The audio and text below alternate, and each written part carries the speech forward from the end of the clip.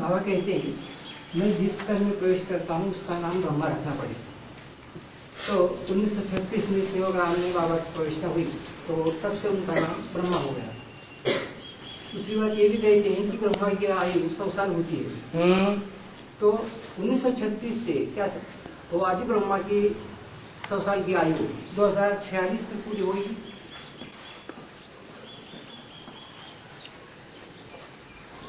आपको गलत फहमी है। शिव बाबा ने जो पार्ट बजाया शिव बाबा बनने का, वो शुरुआत ब्रह्मा से की या कोई माता से की या भागीदार के द्वारा की? तो माता से हुई है, माता से हुई। हाँ, कुछ 36 है दोनों भी, है दोनों में भी 36 में प्रवेशता है। क्या 36 में प्रवेशता है? तो जो 36 में प्रवेशता है वो प्रत्यक्ष भले नहीं हुई, लेकिन सृष्टि के जो माता पिता है, जगत पिता जगदम्बा, वो तो साबित हो गए। और 100 साल में प्रवेशता होती है या वानप्रस्थ अवस्था में प्रवेशता होती है? वानप्रस्थ अवस्था तो 60 साल की कही जाती है। नहीं, लेकिन ब्रह्मा की आयु का सवाल है बाबा। ब्रह्मा की आयु 100 साल है तो कहाँ से गिनेंगे? आप कौन से ब्रह्मा की बात कर रहे हैं? आदि ब्रह्मा की। आदि ब्रह्मा कौन है? माता पिता दोनों भी हो सकते हैं। हाँ, तो उस समय 60 साल के नहीं है, इस बात के क्या प्रूफ आपके पास? 60 साल के हैं, लेकिन वो आयु जो है ना ब्रह्मा की नहीं होगी। है, ब्रह्मा की नहीं हो सकती। ब्रह्मा की नहीं हो सकती। वो 60 साल जब प्रवेशता नहीं थी, प्रवेशता नहीं थी, 60 साल की पहले नहीं थी ना। उनकी आयु, लौकिक आयु जो थी उनकी। किसकी? आदि ब्रह्मा की। हाँ, माता की और पिता की। हाँ, 60 साल नहीं थी। नहीं, वो 60 साल थी, लेकिन 1 से 60 साल तक प्रवेशता नहीं थी ना। 60 साल में प्रवेशता हो गई। 60 साल में दोनों में प्रवेशता हुई ना। हाँ, हुई। तो जो प्रवेशता हुई और एक की मृत्यु 10 साल के बाद हुई, एक ने 10 साल के 70 साल का होकर के शरीर छोड़ा। हाँ, और एक ने 5-6 साल में शरीर छोड़ दिया। ठीक है। तो अगला जन्म होगा या नहीं होगा? होगा। हाँ, तो उसमें जो आदि पिता है उसकी आयु 76 में 100 साल पूरी होती है। यहीं पर मेरा कहने का मतलब ये है, हाँ, इस 100 साल में जो 60 साल गिने गए, हाँ, वो लौकिक के हैं। तो क्या हुआ? होती है वानप्रस्थ अवस्था में प्रवेशता। वानप्रस्थ अवस्था लौकिक में 60 साल गिनी जाती है या सिर्फ अलौकिक में ही गिनी जाती है? ब्रह्मा के 100 साल कैसा गिनेंगे? प्रजापिता ब्रह्मा नहीं है, है। ठीक? मेरा कहने का मतलब कि वहां से 100 साल हो सकते हैं क्या? हाँ जी, जो ब्रह्मा के 60 साल हुए उसमें 40 साल और ऐड किए गए, वो 76 तब 100 साल होते हैं। वो 100 साल पूरे होने के बाद ब्रह्मा का मृत्युलोक खलास हो जाता है। वो मन बुद्धि रूपी आत्मा अमर लोक में जीवन जीती है। मन बुद्धि के मनन चिंतन मंथन का प्रभाव है।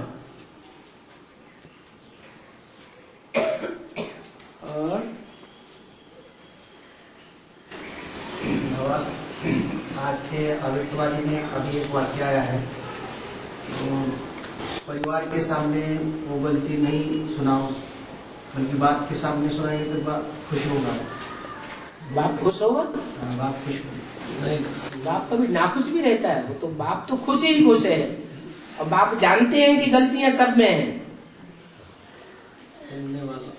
लेकिन एक दूसरे की गलती को मद्देनजर रखते हुए उसको आगे बढ़ाने की भावना रखना, इस बात से खुश होगा।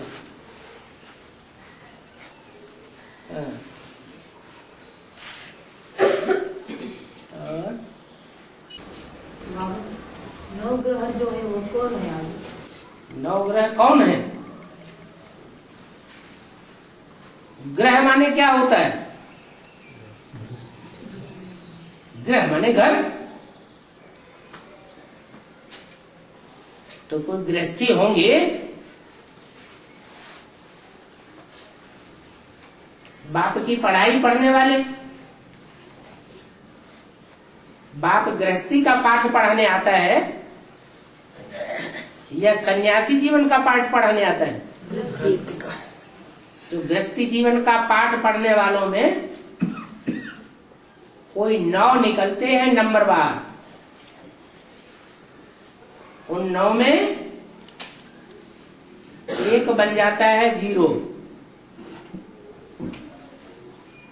और एक बन जाता है हीरो, और बाकी बीच के नंबर तो अष्टदेव कहे जाते हैं।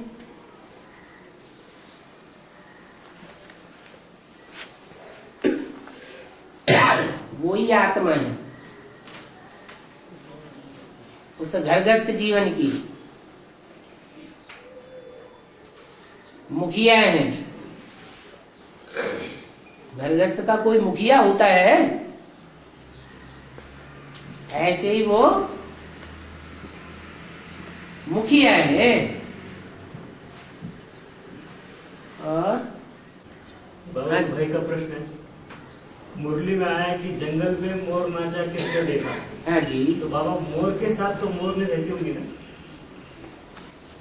कभी रहती भी है, कभी अकेला भी नाचता है। कोई जरूरी थोड़े ही है कि मोरनी सामने होती है तभी उसको खुशी आए। जंगल की सुंदरता को देख करके भी तो वातावरण के आधार पर भी तो खुशी आ सकती है, नाचने लगते हैं। अकेला भी नहीं। अरे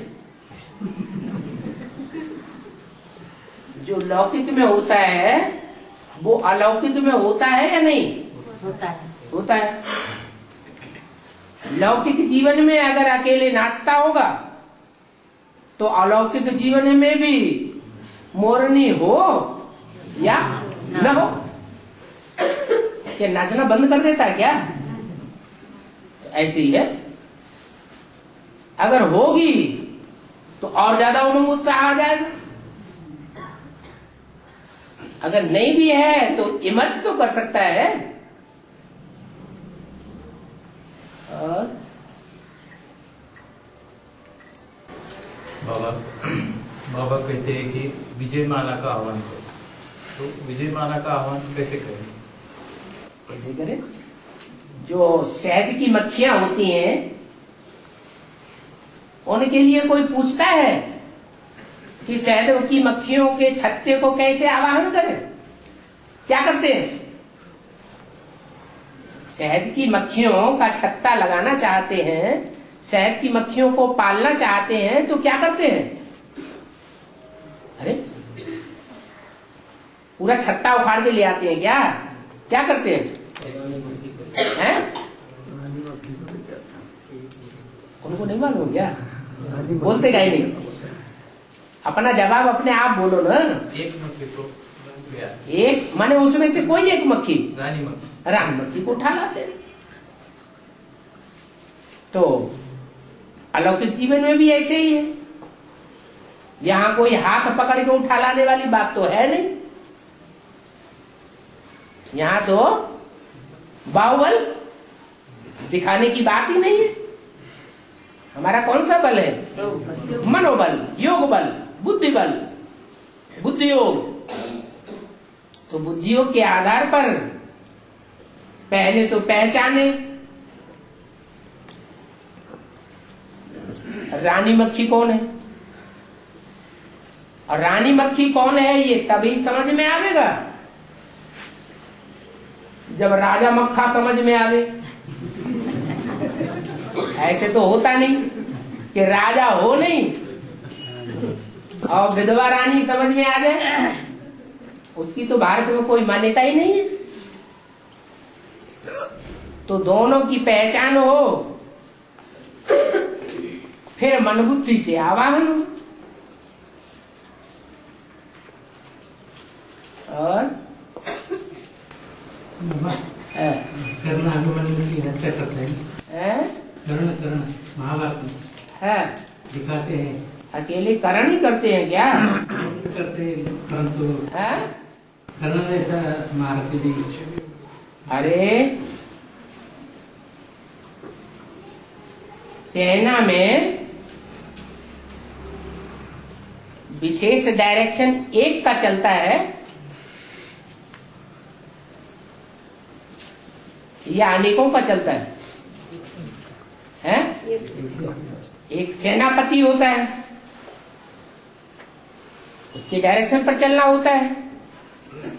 और सेनापति से भी ऊपर कौन होता है?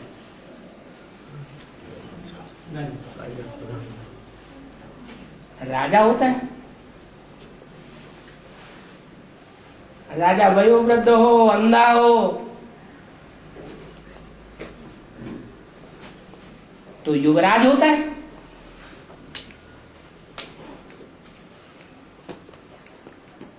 तो कर्ण ने मारा, ये कहे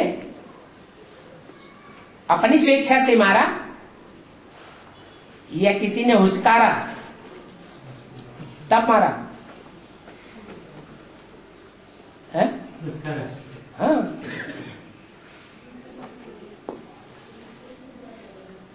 और बाबा शंकर को जो तीसरा नेत्र दिखाते हैं वो खड़े रूप में दिखाते हैं, वास्तव में तो खड़ा नेत्र नहीं होता किसी को। उसे शिव नेत्र कहते हैं, शंकर नेत्र नहीं कहा जाता कभी।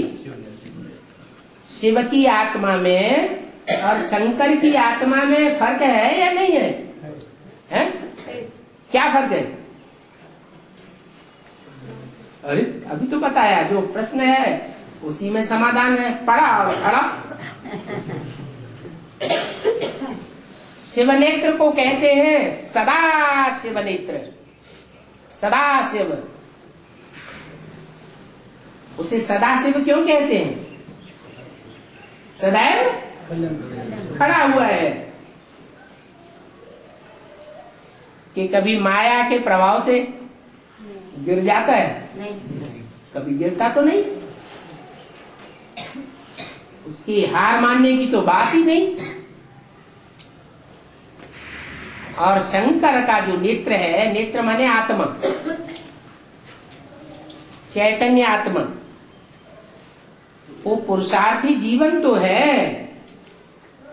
क्योंकि पुरुषार्थी जीवन न होता तो याद में बैठा हुआ क्यों दिखाया जाता है? किसकी याद करता है?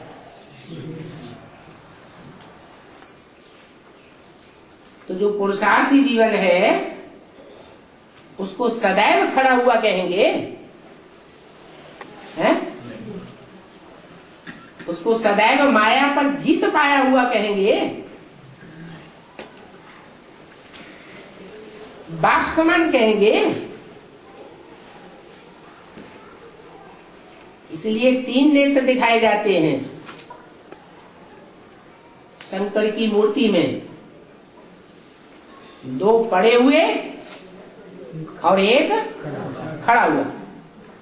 2 पड़े हुए नेत्र कौन कौन से हैं? एक कृष्ण की आत्मा और एक राम की आत्मा। दोनों शिव बाप की आंखें हैं, नैनों के नूर हैं,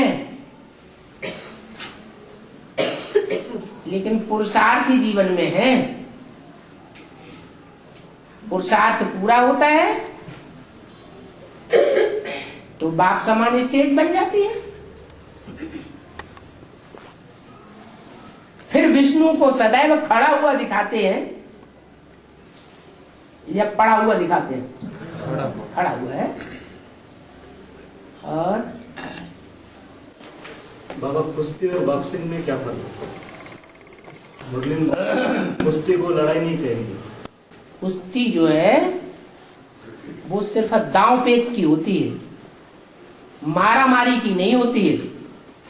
और बॉक्सिंग मारा मारी की भी होती है। ये अंतर है।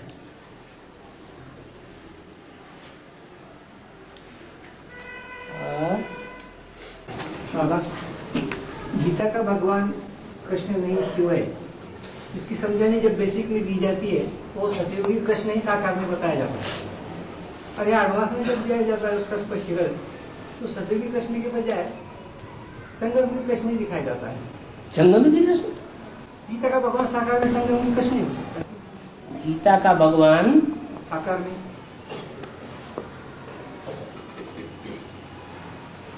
पहले तो ये पक्का करना पड़े कि जो बताने वाले हैं वो गीता के भगवान को साकार समझते हैं या सिर्फ निराकार समझते हैं।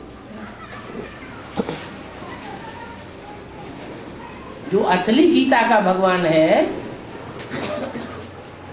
वो साकार बुद्धि में है या निराकार बुद्धि में? वो तो निराकार ही है, लेकिन बताने के लिए तो उसके साकार निराकार है। निराकार अगर निराकार है तो गीता पति कैसे कहा जाएगा? क्योंकि निराकार शिव ज्योति बिंदु की आत्मा वो तो सिर्फ निराकार आत्माओं का बाप है या पति भी है? बाप है। तो पति तो नहीं कहा जा सकता। गीता पति भगवान जब कहा जाता है तो पति तो साकार होना चाहिए, फिर गीता भी साकार होनी चाहिए।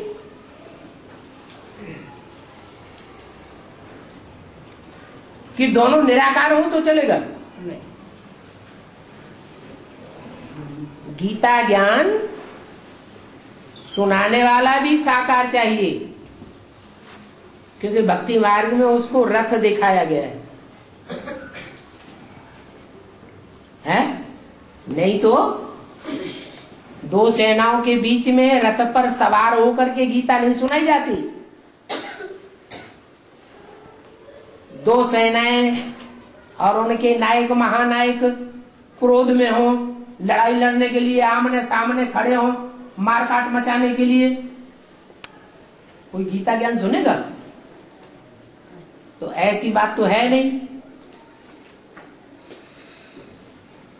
यहाँ तो जो ब्राह्मण बच्चे हैं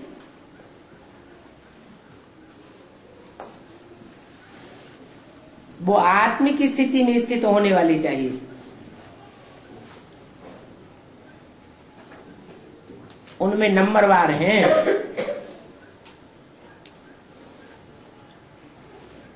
पूरी आत्मा के ऊपर और परमात्मा बाप के ऊपर निश्चयवान है, और कोई ऐसे हैं जो निश्चयवान नहीं है। अगर समझते हैं कि परमपिता परमात्मा बाप निराकार है, बिंदी है, सदैव साकार कभी होता ही नहीं, तो उन्हें निश्चयवान कहें या अनिश्चयवान कहें?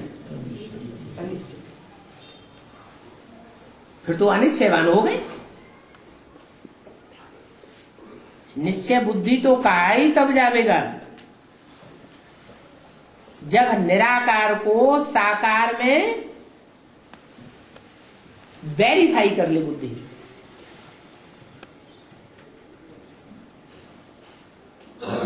खुद भी समझ लें और दूसरों को समझाने की भी सामर्थ्य रखें, तो साकार भगवान है और वही गीतापति भगवान हो सकता है। और गीता भी साकार होनी चाहिए, तो फिर फैसला किया जाए। कि वो साकार कौन? जो गीतापति भगवान है, और वो गीता माता कौन? गीता माता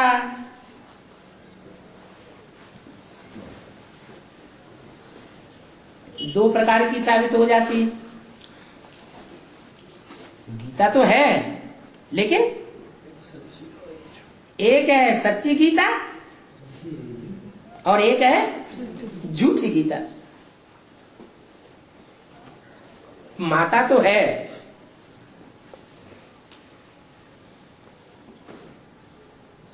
एक सच्ची माता और एक झूठी माता।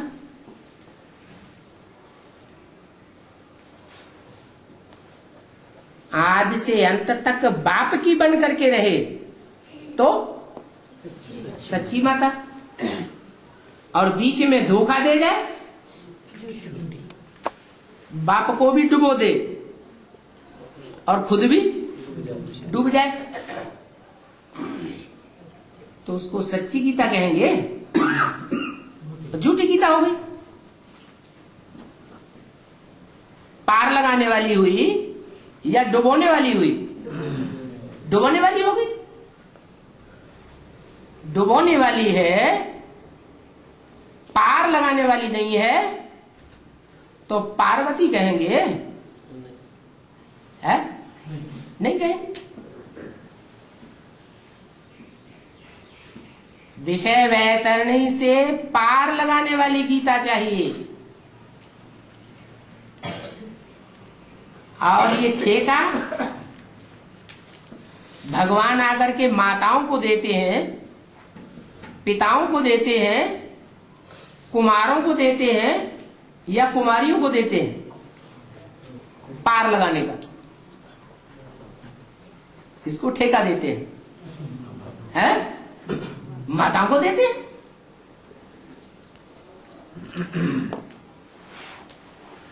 माताएं को स्पेशल बताया है, स्वर्ग का गेट खोलेंगी।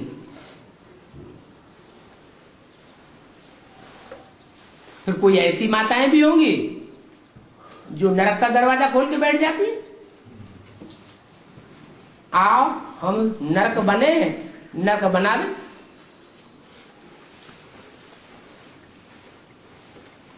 तो वो सब हो गई झूठी गीताएं,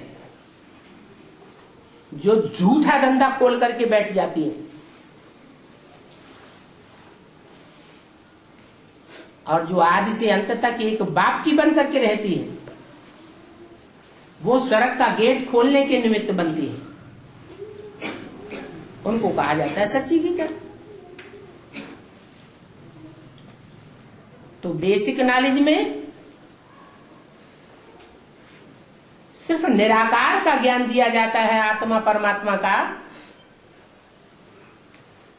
या साकार की भी पहचान बताई जाती है। आत्मा रूपी बच्चा, भले मनुष्य सृष्टि का पहला पत्ता रूपी बच्चा क्यों न हो, उसके भी जन्म जन्मांतर की पहचान, भले थोड़े ही जन्म क्यों न हो, लेकिन बच्चे की भी पहचान, और आत्मा के अनेक जन्मों की पहचान, और फिर उस आत्मा रूपी बच्चे के बाप की भी पहचान, एक जन्म की पहचान या मुख्य मुख्य अनेकों जन्मों की पहचान हो, है? अनेकों जन्मों की पहचान हो जाए।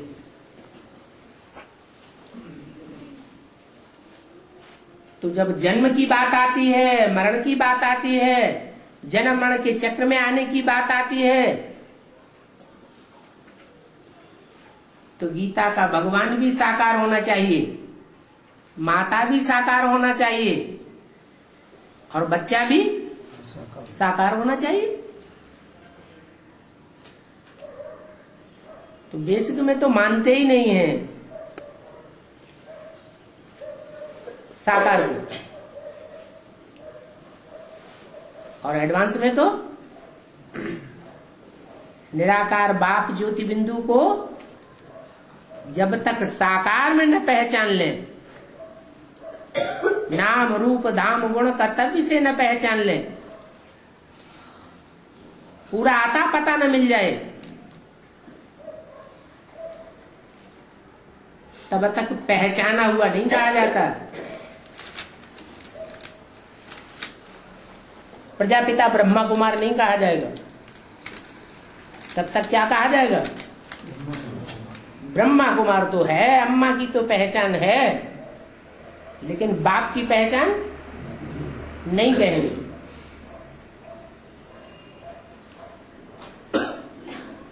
मनुष्य जीवन का दोष माना जाता है कि कोई बच्चे को अपनी बाप की पहचान न हो और माँ की पहचान हो। जब भी पूछा जाए परिचय, तो कारण किसका परिचय भी देता था? है? माँ का परिचय देता था। माँ के बारे में उसे पता था? है? नहीं पता था। हमको तो पता है माँ हमारी कौन है, मनुष्य शक्ति की, और मनुष्य शक्ति का पिता भी कौन है। और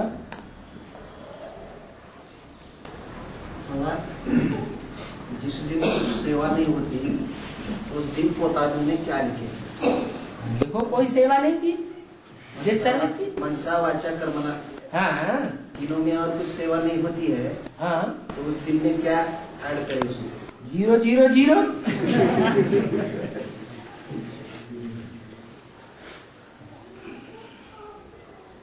तीनों सेवाओं में से चलो मनसा सेवा तो जिसकी मन तीखी होगी, मन की स्टेज, तो मनसा सेवा तो जरूर करेगा, क्योंकि मन बिना चले रहता नहीं। और पुरुषार्थ में जो तीखा होगा मानसिक रूप से, मनन चिंतन मंथन करने वाला होगा, कुछ न कुछ सेवा तो जरूर करेगा। उसमें भी 0 हो गया। और सुबह से लेके शाम तक कुछ न कुछ तो बोलना पड़ता है ना, है कि यहाँ मौन व्रत धारण करना सिखाया गया है? नहीं। घर में रहेंगे, दुकान में रहेंगे, कारखाने में रहेंगे, खेती बाड़ी में रहेंगे, बिजनेस में रहेंगे, तो बोलेंगे या नहीं बोलेंगे? बोलेंगे।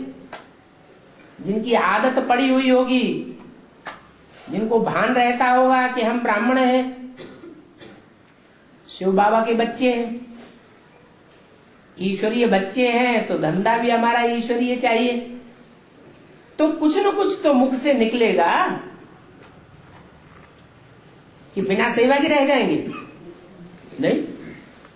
चलो रिजल्ट न भी निकले तो भी मुख से कुछ न कुछ ऐसा जरूर बोलेंगे जो दूसरे को, अज्ञानी को आश्चर्य होने लगे। और कर्मणा सेवा, कर्मणा सेवा के लिए तो खास बोला है, दुआएं लो और दुआएं दो। कर्मेंद्रियों से ऐसा कुछ काम न हो जाए जो दूसरे की आह निकले, दुख पैदा हो जाए। सुख दो और सुख लो। जो सुख देने वाला होगा उसको सुख मिलेगा। और तीनों में अगर 0 रहे तो 0 बनने वालों में, बनाने वालों में हीरो हो गया ना।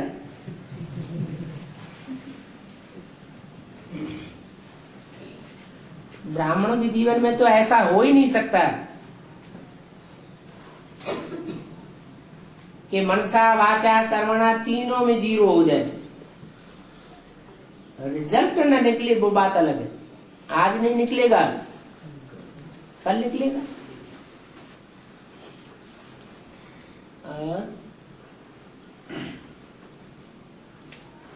बाबा, आज की मुरली में बाबा ने कहा है, बच्चों के आगे एक आस रखी है। वो आस ये है, वो कहते हैं कि महामंडलेश्वर को तुम बच्चों ने अगर झुकाएंगे, एक महामंडलेश्वर को भी झुका लिया तो भगवान सिद्ध हो जाएगा, तो और भी निकल आवेंगे। तो उनको झुकाने से भगवान, गीता का भगवान कैसे सिद्ध हो जाएगा?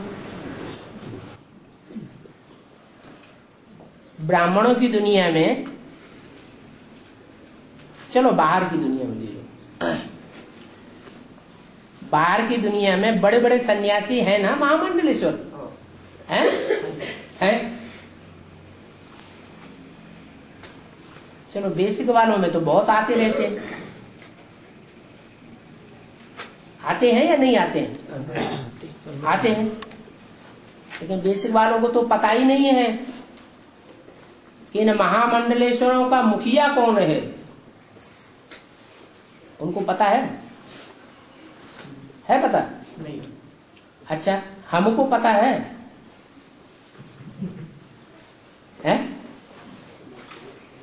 महामंडलेश्वरों का मुख्य कौन है, जिसको वो सन्यासी सबसे जास्ती मान सम्मान और महत्व देते हैं?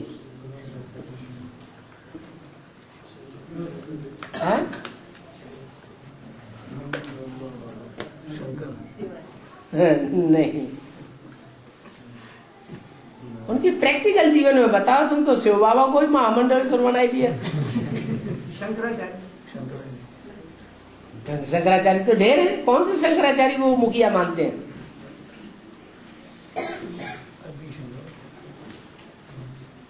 अच्छा चलो, लक्ष्मी नारायण वो शिव की पूजा करते हैं या लक्ष्मी नारायण की पूजा करते हैं? किसके मंदिरों में जाते हैं? और तो शिव की पूजा करने वाले हैं, शिव बनने वाले हैं, कहते हैं शिवो हम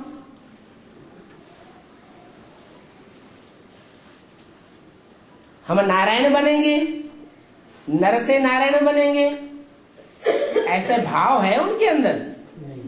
है ही नहीं। लक्ष्मी नारायण तो गृहस्थी थे, तो सन्यासी है, तो गृहस्थियों को मान क्यों देंगे? वो तो ऐसे कोई मान देंगे जो उनके समान हो।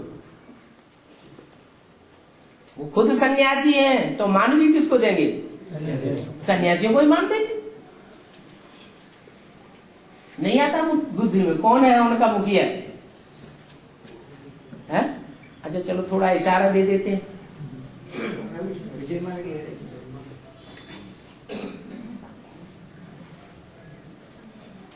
कोई नहीं बताएगा।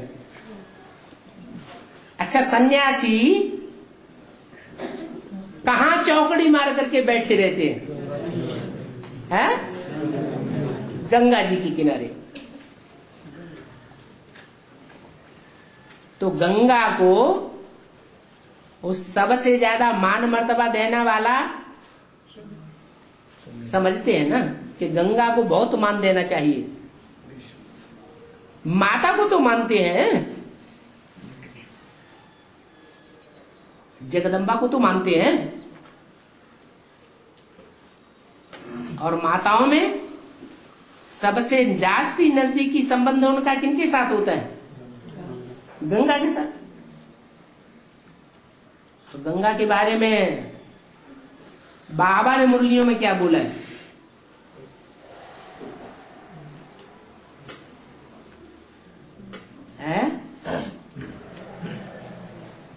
अच्छा, सरस्वती के बारे में क्या बोला है? कुछ भी नहीं बोला। अरे इतना तो बोला है कि सरस्वती नदी बीच में निकलती है, बीच में ही लोप हो जाती है। सरस्वती नदी गुप्त कही जाती है। जगदम्बा के बारे में भी बोला है। जगदम्बा महाकाली बनती है।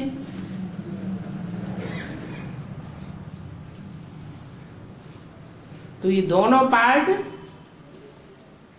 मध्य के हैं या आदि और अंत के हैं? मध्य के हैं। आदि भी इशारा दिया कि आदि में ऐसी पवित्रता की देवियां निकली थी जो फट से पहचान लेती थी ये विकारी आया है या निर्विकारी।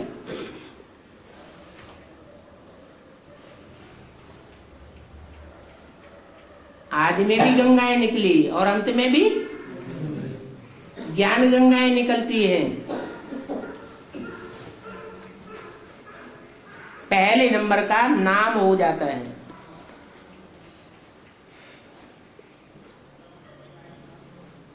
तो अभी अंतिम समय चल रहा है क्योंकि टू लेट का बोर्ड लगने वाला है। लेट का बोर्ड तो लग गया,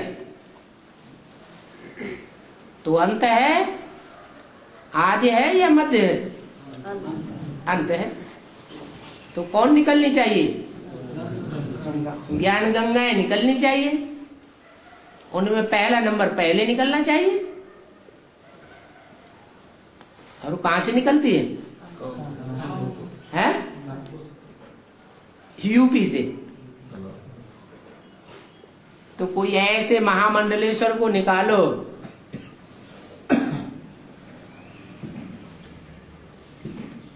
और शास्त्रों में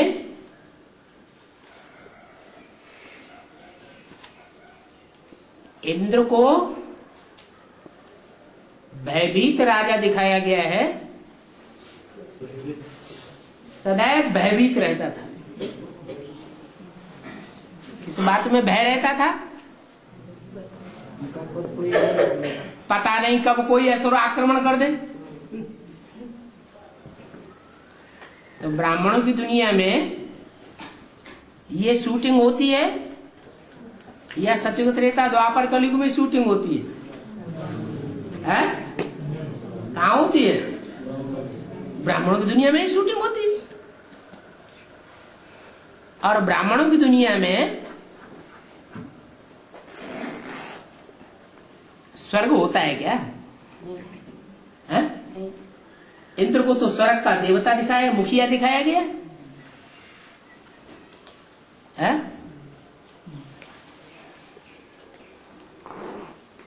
स्वर्ग के अधिपति दिखाया गया ना। तो ब्राह्मणों की दुनिया में स्वर्ग है क्या? है? नहीं है। अच्छा, माने बाबा ने झूठी घोषणा कर दी कि 10 वर्ष के अंदर पुरानी दुनिया का विनाश और नई दुनिया की स्थापना हो जाएगी। नई दुनिया माने स्वर्ग, स्वस्थिति में रहने वालों का संगठन। तो ये झूठी घोषणा हुई है? झूठी हुई या सच्ची हुई? सच्ची। सच्ची हुई। भले छोटा संगठन हो, संगठन 2 का भी कहा जाता है, 2 का ही क्यों न हो, लेकिन स्वर्गीय संगठन कहेंगे नई दुनिया को, देवताओं का संगठन। देवताओं का अधिपति कहा जाता है इंद्र को। तो अभी वर्तमान पुरुषार्थी जीवन में माया भी कहो, माया रावण कहो, और माया रावणों का आक्रमण खत्म हो गया है या चालू है? है? क्या है? आक्रमण तो चालू है। कब आक्रमण हो जाए कुछ पता नहीं।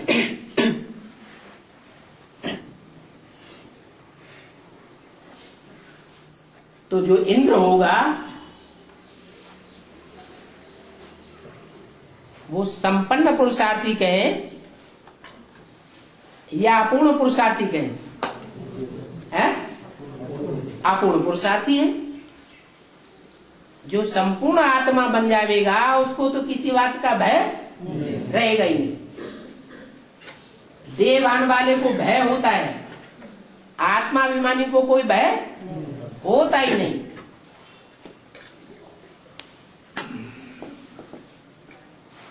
तो इंद्र को भय रहता है कि कोई असुर का आक्रमण न हो जाए।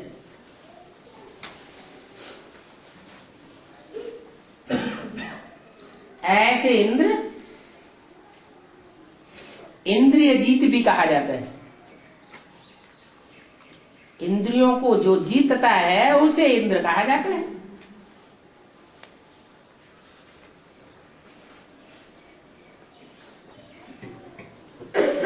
तो जो इंद्र होगा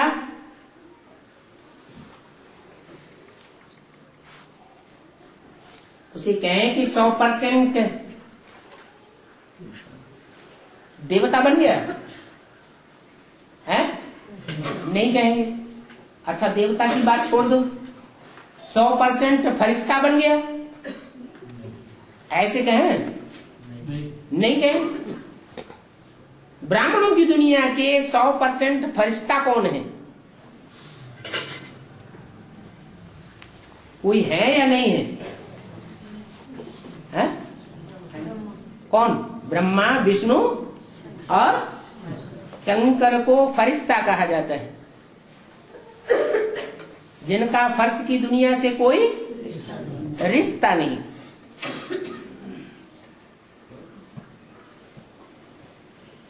ब्रह्मा तो ब्रह्मा है ही।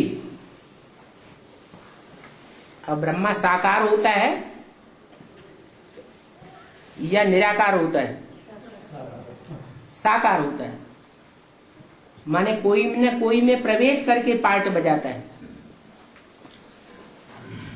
और विष्णु भी मूर्तियां बनाई जाती हैं, मूर्ति माने साकार।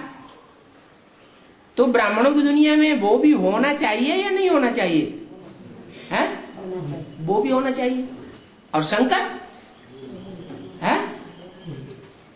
शंकर ये पार्ट किसका है?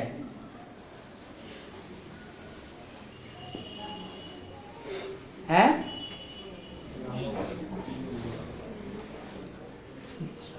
शंकर जो पार्ट है, शंकरोति समन कर देता है, शांति कर देता है।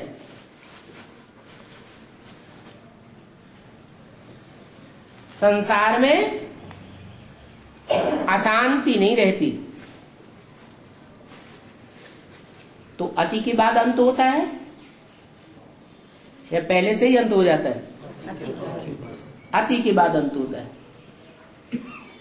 तो ऐसी आत्मा कौन है जो प्रैक्टिकल जीवन में, साकार जीवन में कोई भी परिस्थिति आवे, कैसी भी स्थिति परिस्थिति व्यक्ति सामने आवे, सदैव शांत होकर जिसने पार्ट बजाया।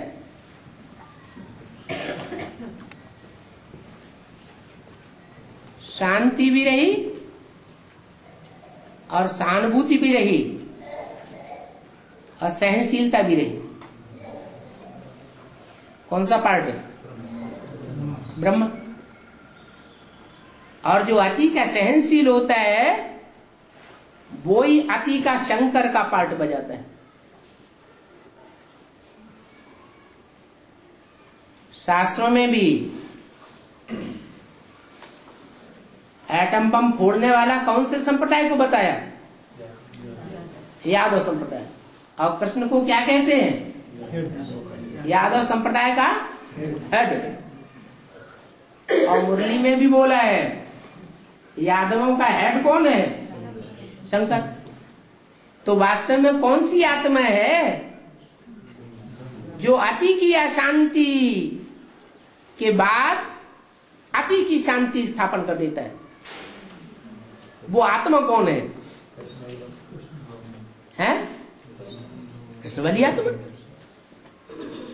बाप तो आदि से अंत तक प्यार का पार्ट बजाने वाला, प्यार का सागर का पार्ट बजाएगा, या धर्मराज का पार्ट बजाएगा? प्यार का पार्ट बजाएगा। इसलिए साबित हो जाता है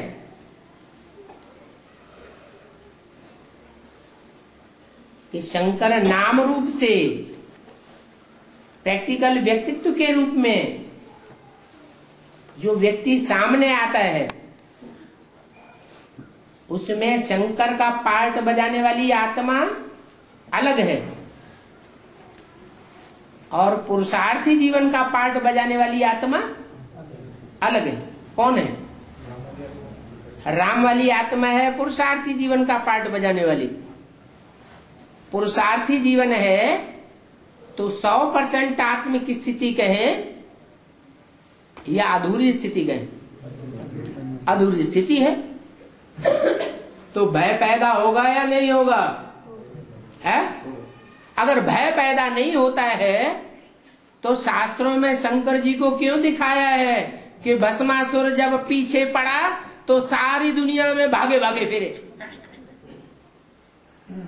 दिखाया है या नहीं?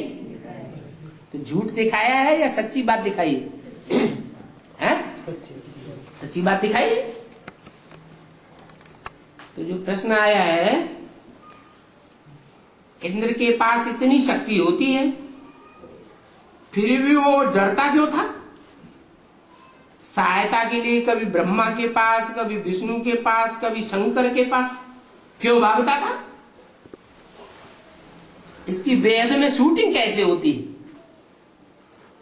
तो समझ में आई बेहद में शूटिंग या नहीं आई? है? आई। चलो समझ में तो जल्दी आ जाती है।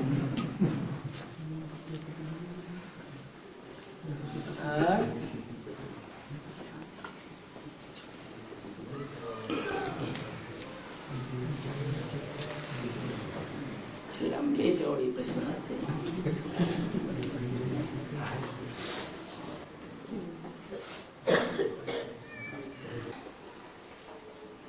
प्रश्न आया है, सभी भारत के राजाएं एक होकर के रहे, इसके लिए क्या करना है?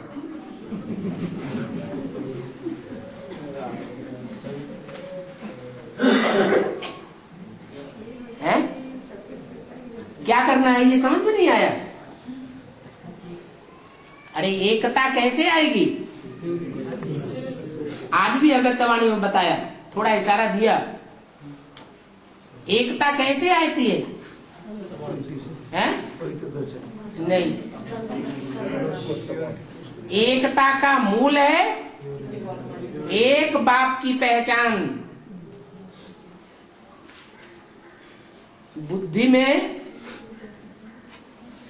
बैठना चाहिए, हमारी बुद्धि में भी बैठे और हम औरों की बुद्धि में भी एक पक्का करा दें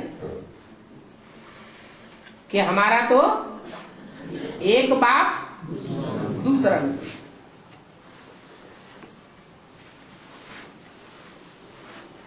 तो जो भी राजाई लेने के पुरुषार्थी हैं, अगर एक बाप के बच्चे बन जाएं, प्रैक्टिकल जीवन में एक बाप के परिवार के बन जाएं,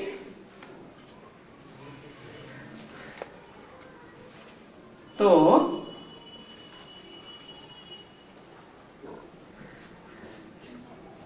एक के होकर के ही रहेंगे ना, कि औरों के भी बनेंगे। हैं? पहचानो कि एक के ही बनकर के रहेंगे, एकता आ जाएगी, फिर लड़ाई झगड़ा खत्म। से जुड़ा हुआ दूसरा प्रश्न है, द्वापर में बाहर से आते हैं,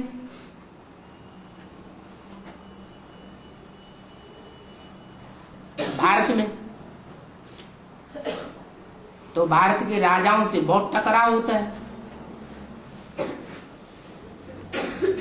क्योंकि भारत के राजाएं आपस में एकता वाले होते हैं कि अनेकता वाले होते हैं? एकता वाले होते हैं। अगर एकता वाले हुए होते तो विदेशी कामयाब हो जाते हैं, कामयाब हो ही नहीं सकते थे, अनेकता वाले हो चुके थे।